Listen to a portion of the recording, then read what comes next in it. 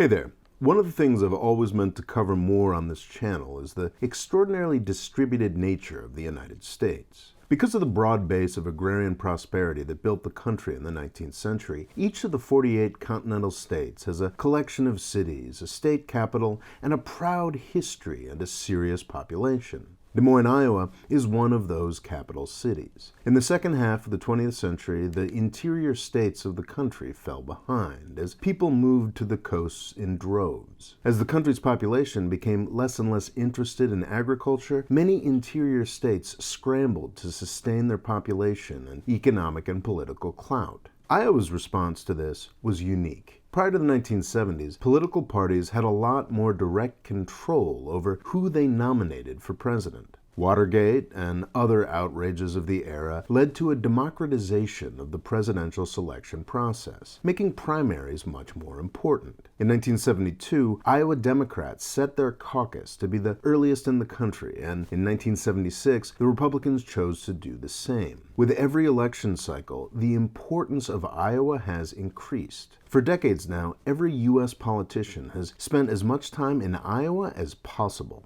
The rewards to the state have been massive.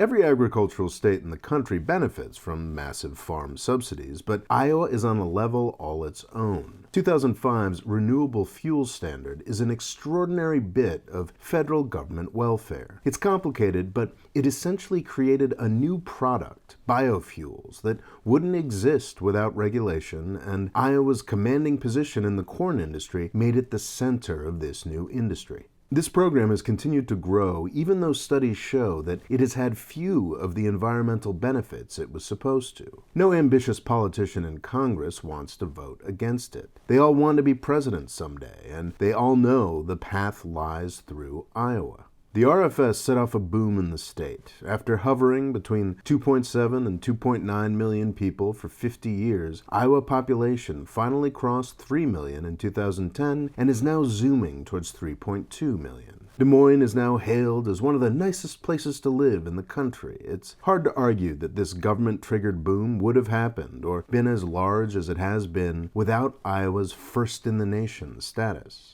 Last week, the local and national Democratic Party may have killed this status, as well as Iowa's unique caucus system. This is a shame because I've got to admit, I kind of fell in love with the whole thing. I blew into Iowa about 48 hours before the Monday night caucus. My plan was to just drive around and see a wide variety of celebrities, or at least celebrities to politics nerds like myself. This is the prime benefit of Iowa. It launches the presidential campaign season and concentrates absolutely everything about our electoral system, good and bad, into a single state. A country of 320 million gets its first look at the candidates through the eyes of the voters of a state of 3.2 million. It's a worthwhile way of doing things, but it's pretty extraordinarily poorly run. As one indication, I found myself running one of the satellite caucus locations in a mosque in a less fashionable area of Des Moines. This is weird because I am not an Iowan and I am not even a Democrat.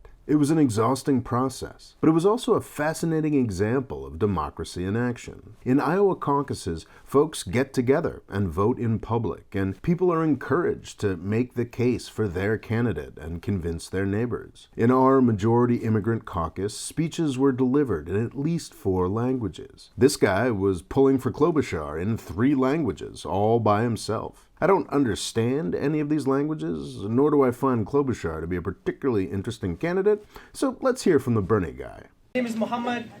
I am with the Bernie Sanders campaign as a precinct captain, and I want to let you know why I support Bernie Sanders. I support Bernie Sanders because he's the son of working-class immigrants who came to this country, who fled the Holocaust and came as refugees. I am also the son of working-class immigrants in this country. I know what it's like to live paycheck to paycheck. I know what it's like for have a child to deal with economic insecurity. And my brothers and sisters, we currently have a president who's a racist, who's a bigot, and who hates Muslims. Bernie Sanders said he's going to stand with immigrants. He's going to make sure that we treat them with the dignity and respect that they deserve, that we overturn the Muslim ban at the first month he's in office, that we do everything that we can to protect marginalized communities in this country. And finally, His foreign policy is the most progressive foreign policy out of everybody running. Bernie Sanders is the only candidate who stood against the Vietnam War. He's the only candidate who stood against the war in Iraq. He's the only candidate who says Palestinians deserve human rights and dignity. That's a winner. He's the only candidate who says that we should stop bombing Somalia, Yemen, Pakistan. And this is why we need to elect him. I'll be honest, I've found my experience with democracy in Iowa to be frustrating, poorly organized, and almost terrifyingly messy. But it was also very, very cool. Inspiring, even. Iowa's caucuses are a grand tradition well worth preserving. Many of our caucus goers had to go to work last Monday evening, so we finished up early with few problems. The app worked for us, and we headed out to try to get a glimpse of Bernie Sanders. That evening, it became clear that the whole thing had gone desperately wrong.